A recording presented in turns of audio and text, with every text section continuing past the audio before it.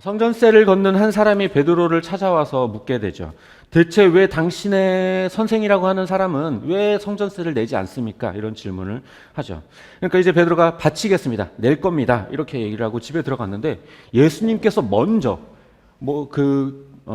성전세를 걷는 사람과 베드로가 어떤 이야기를 주고받았는지를 알고 예수님께서 먼저 질문을 해요. 야, 왕이 세금을 거둘 때에 이 세금을 누구한테 걷냐? 아들한테 걷냐? 아니면 백성들한테 걷냐? 당연히 백성들, 남들한테도 걷죠. 아들한테는 걷지 않습니다. 이런 투로 얘기를 하죠. 그러니까 예수님은 그러니까 자녀들은 면제받는 게 마땅하다. 하지만 저 사람을 걸려 넘어지지 않게 하기 위해서 성전세를 내야 하니 너가 가서 물고기를 잡아서 그 입속에 들어있는 은전 한 입으로 너와 나의 성전세를 내라, 이렇게 얘기를 합니다. 하지만요, 사실상 성전세라고 하는 것은요, 더 이상의 의미가 없어요. 여기에는 몇 가지 이유가 있는데, 먼저는 성전세가 시작된 이유를 살펴보면 알 수가 있습니다. 이 성전세라고 하는 것은요, 출애굽기 30장 13절에서 16절까지에 등장하는 것을 근거로 하는데요. 그 당시 이제 회막을 지어서 이동할 때에 하나님께서 이 모세에게 명령하기를 이제 20살이 넘은 사람은 반드시 매년 회막을 유지하고 보수할 수 있도록 성전세라는 것을 반세개씩 걷도록 해라, 이렇게 얘기를 하죠. 부유하다고 해서 더 내거나 가난하다거나 덜 내지 말고 무조건 다 똑같이 20세가 넘으면 죽을 때까지 매년 반세개를 내도록 해라, 이렇게 명령하고 계시죠. 이 당시만 하더라도요, 이 회막을 천과 가죽 이런 재질들로 만들었거든요. 그러다 보니까 이동할 때마다 설치하고 다시 걷고 또 설치하고 걷고 이걸 반복하다 보니까 아무래도 벽돌과 나무, 흙 이런 것들로 지은 집보다는, 그런 성전보다는 당연히 빨리 닳고 해지게 됐겠죠. 그러다 보니 유지 보수가 필요했을 겁니다. 그렇기 때문에 성전세를 걷었던 거죠. 하지만 이렇게 정착 이후에 이제 더 이상 이동할 필요도 없고 성전을 이제 벽돌과 흙과 나무들로 이렇게 지었기 때문에 닳거나 해지는 일이 아무래도 천으로 만들고 그리고 이동했을 때보다는 덜 하겠죠. 그렇기 때문에 이제 성전세를 매년마다 걷어야 할 근거도 상당히 희박해진 상태인 거예요. 게다가 이 성전세의 성격이 가면 갈수록 어떻게 바뀌어 가느냐, 이 사람들이, 종교 지도자들이 착복하는 수단으로, 다른 사람들로부터 돈을 걷어들이는 수단으로 변질되어 버렸기 때문에 원래 의도에서 상당히 많이 벗어났다는 것도 알 수 있습니다. 또 성전세가 무의미한 이유는요, 예수님께서도 말씀하셨던 것처럼 아들에게는 세금을 걷지 않기 때문에 그래요. 예수님은 우리가 아는 것처럼 하나님의 아들이시죠. 그렇기 때문에 이 하나님의 아들인 예수님께서는 세금을 내실 필요가 당연히 없는 거예요. 그런데요, 예수님께서 뭐라고 또 말씀하시냐면 26절에 보면 자녀가 아니라 자녀들이라고 표현하고 있어요. 자녀들.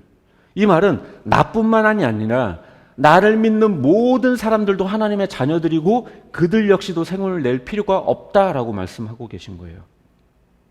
이게 무슨 말이냐? 결과적으로 예수님이 오기 이전에는 당연히 세금을, 이 성전세라는 걸 내야 했겠지만 예수님이 오신 이후로는 예수님을 믿고 예수님을 통해 하나님의 아들이 되는 모든 사람들은 성전세를 낼 필요가 없어졌다라는 이야기를 하고 있는 거죠.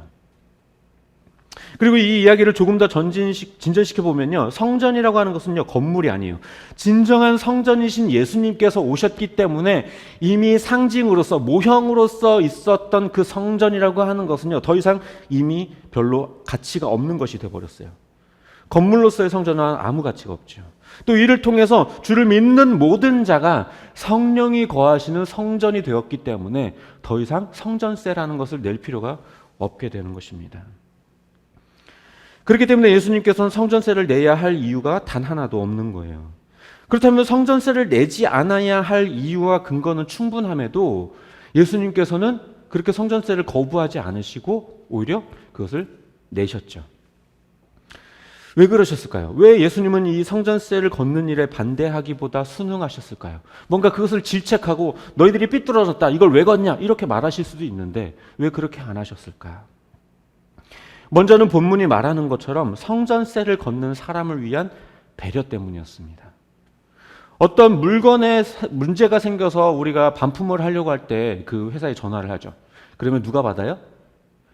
콜센터 직원이 받아요. 상담사가. 그럼 그 상담사랑 막 이런저런 이야기 하다가 어떻게 해요?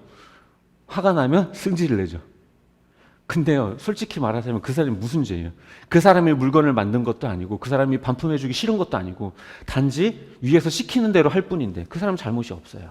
그런데 우리는 그 사람에게 화를 내죠. 마찬가지로 성전세를 걷어서 악용하는 사람들이 문제지 성전세를 거들어 다니는 사람이 무슨 문제가 있겠어요? 그냥 시켜서 하는 일을 할 뿐인데. 심지어 예수님이 메시아라는 사실도 인식하지 못하고 있는 사람들인데 괜히 그 사람들 곤란하게 만들 필요가 없는 거죠. 그래서 예수님께서는 이 세금 징수원들을 위한 배려로 그렇게 세금을 내셨던 겁니다. 그리고 따지고 보면 성전세를 걷는 율법 자체는 그 당시 시대에는 너무나도 당연하고 문제가 없는 것이었어요. 그것을 악한 용도로 사용한 사람들이 문제지 성전세 자체가 문제는 아니었습니다. 따라서 굳이 자신의 권한과 신분을 강조하면서 그렇게 원래 있었던 그 율법 준수의 정당성을 무너뜨릴 필요는 없었던 거예요.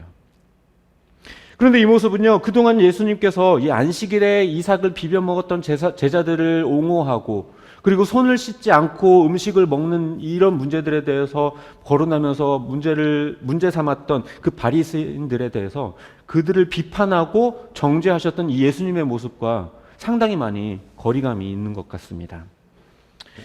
이것은 왜 그러냐면요, 그들의 행태가 율법의 본질을 무너뜨렸냐 그렇지 않냐의 차이가 있기 때문에 그렇습니다.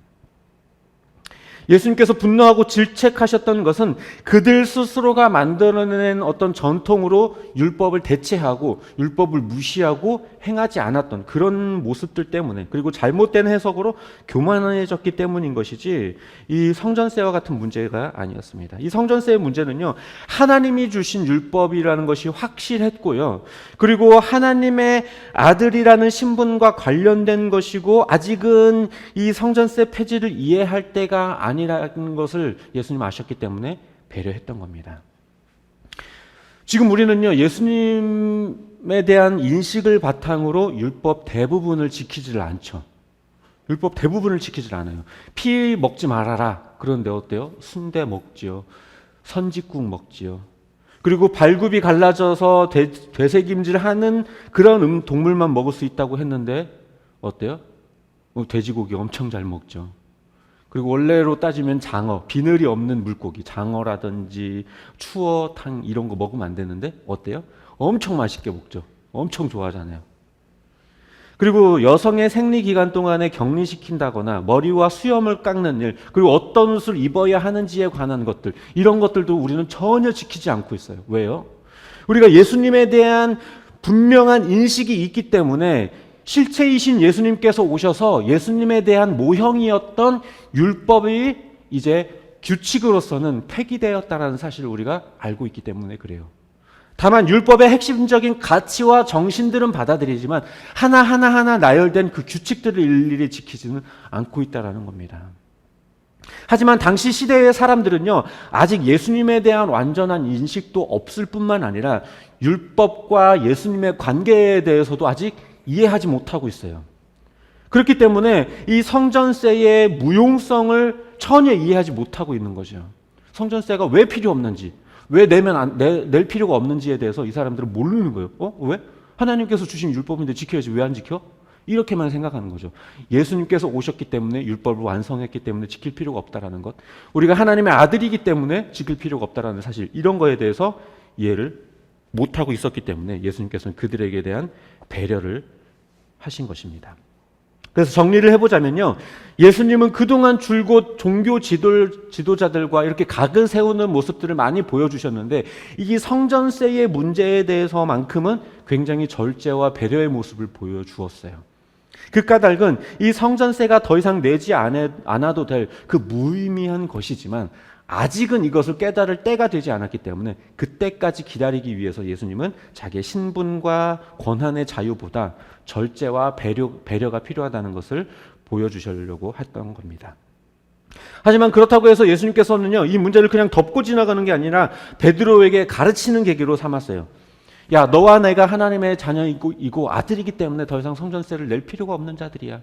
이제 이 성전세라고 하는 율법에서조차도 우리는 자유로울 수 있는 신분을 가졌어 라고 하는 것을 가르쳐 주는 거죠. 하지만 그럼에도 불구하고 우리가 이것들이 우리의 자유라 할지라도 최소한의 절제와 배려의 태도가 또한 필요한 거야라고 하면서 베드로를 가르치셨죠.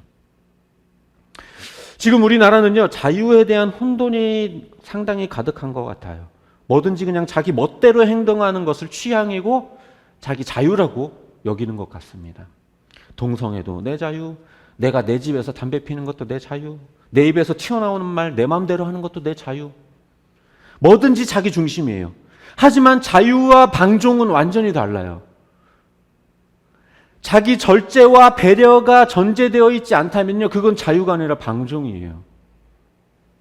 내 자유가 중요한 만큼 다른 사람들을 위한 배려와 절제도 중요해요. 그렇지 않다면 모든 사람들이 자기의 자유를 주장하게 될 텐데, 그러다 보면 내가 마땅히 누려야 할 자유도 저 사람의 자유 때문에 침해될 가능성이 생기는 거죠. 또 내 자유 때문에 다른 사람의 자유를 침해할 가능성이 생겨버리게 되는 겁니다.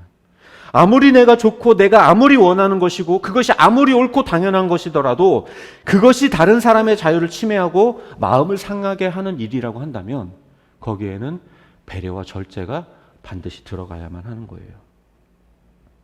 바울도요, 자신이 고기를 먹을 권한이 없지 않지만, 나는 마땅히 고기를 먹을 수 있지만 그 누군가가 고기를 먹는 나의 모습을 보면서 상처를 받는다고 하면 나는 평생 고기를 먹지 않겠다, 이렇게 고백했어요. 그리고 우상 제물이라는 것도, 우상이라는 게 존재하지 않기 때문에 이 우상 제물이라는 것도 별 의미 없는 것이다. 그저 하나님이 주신 음식이기 때문에 먹어도 상관없다. 그러나 이것을 먹는 모습을 누군가가 보고, 신앙이 약한, 믿음이 약한 사람이 보고 저 사람은 왜 우상 제물을 먹지? 라고 생각할 수 있다면 거기에는 절제와 배려가 필요하다. 먹지 않아야 한다. 이런 이야기들을 또한 바울은 이야기합니다. 술 마시는 거 죄 아니에요. 마셔도 돼요. 그러나 그렇다고 그것이 성경적으로 옳고 정당하다고 해서 술 마시는 거 죄 아니니까 술 마시는 나를 이상하게 보는 네가 이상한 거야. 나를 정죄하지 마. 난 마음껏 마실 거야. 이렇게 말하는 것도 올바른 모습은 아니에요.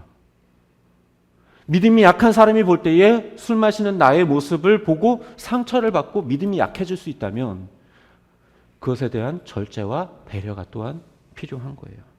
물론 뭐 술 마시는 게 잘못이라서 숨기고 감춰야 되는 것, 그런 건 아니지만 그렇다고 해서 대놓고 막 마시는 것도 그렇게 좋은 게 아니라는 겁니다. 말씀을 정리하도록 하겠습니다. 예수님은요, 성전세를 내지 않아도 될 이유가 충분했고 그럴 자격과 권한은 넘치는 분이셨어요.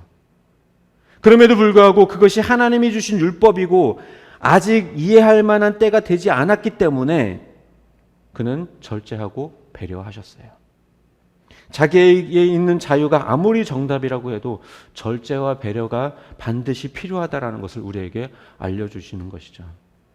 특히나 우리가 신앙인으로서 마땅히 주장해야 할 권리와 권한이 있더라도 그것을 세상 사람들이 다 이해하지 못해요.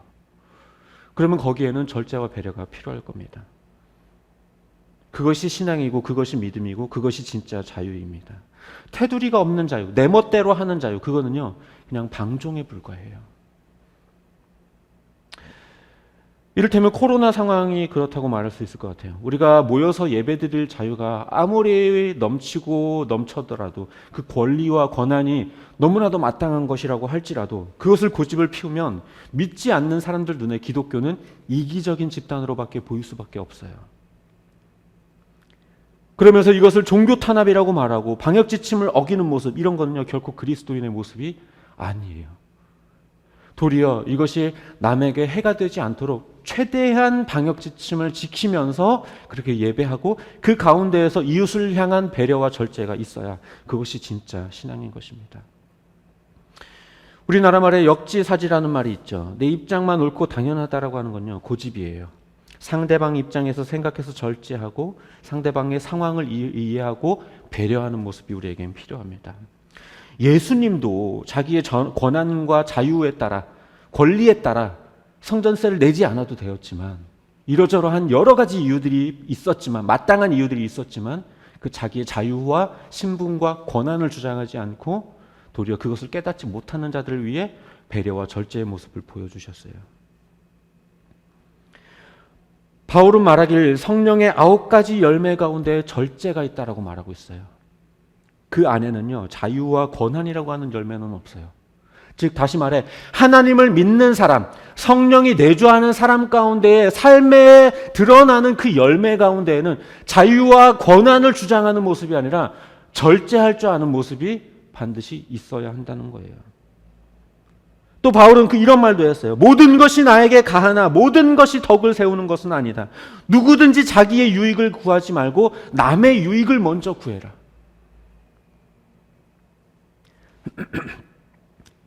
이것이 진정한 믿음이고 이것이 진정한 자유이고 이것이 진정한 신앙인의 모습입니다.